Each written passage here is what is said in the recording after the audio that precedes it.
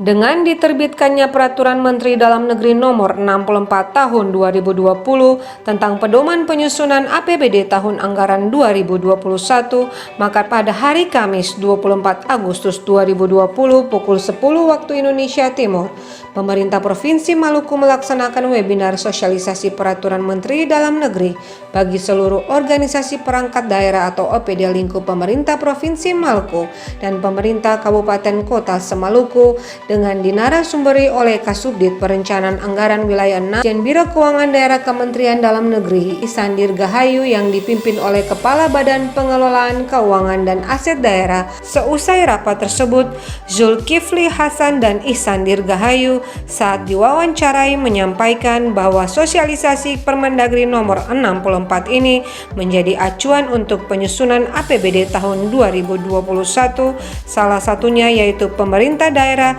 tetap memprioritaskan penanganan COVID-19.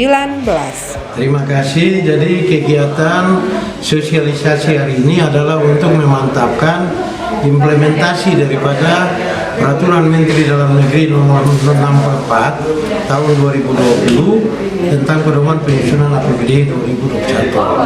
Jadi ada perubahan-perubahan yang terjadi dan dikaitkan dengan implementasi daripada Permendagri 70 Tahun 2019 tentang Sistem Informasi Pemerintah Daerah dan Permendagri 90 Tahun 2019 tentang kodifikasi, klasifikasi dan nomenklatur perencanaan daerah dan keuangan daerah.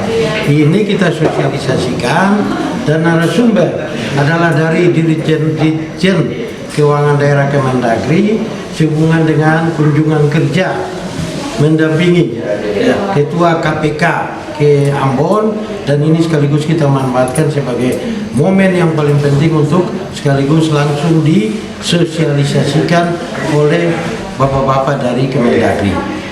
Mudah-mudahan semua aturan-aturan bisa sinkron dan kita bisa menyesuaikan dengan peraturan-peraturan terbaru untuk tahun anggaran 2021. Barangkali itu tujuan kita. Terima kasih.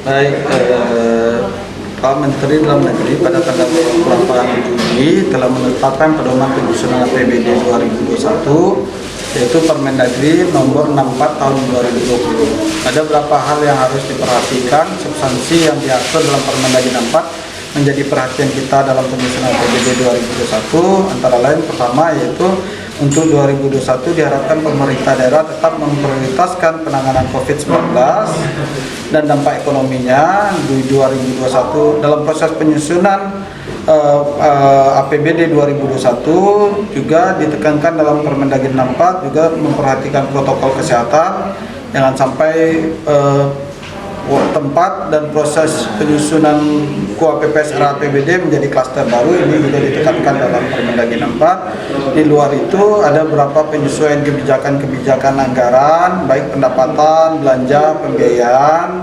Yang salah satunya di pendapatan akan memperhatikan kebijakan dana transfer yang berkembang saat ini, di mana kita lihat adanya penyesuaian pendapatan daerah bersumber dari dana transfer karena dampak COVID-19 ini. Jangan sampai pemerintah daerah salah dalam menetapkan target pendapatan dana transfer, dan kaitan dengan kebijakan belanja juga seperti Pak Zul sudah menekankan bahwa 2021 kita sudah menggunakan struktur APBD yang diatur dalam PP 12 tahun 2019, sehingga belanja-belanja daerah ini akan dituangkan dalam program kegiatan di perangkat daerah, di masing-masing perangkat daerah terkait. Konsekuensinya seperti ada belanja tidak langsung yang selama ini dilekatkan pada PPKD, ini bagian ada berapa jenis belanja di belanja tidak langsung seperti belanja hibah, belanja bansos, ini akan diletakkan atau menjadi bagian penganggaran pada perangkat daerah sesuai dengan tusinya. Seperti bansos selama ini di PPKD, ke depan mungkin akan diletakkan di dinas sosial karena memang itu sesuai dengan tusinya dinas sosial.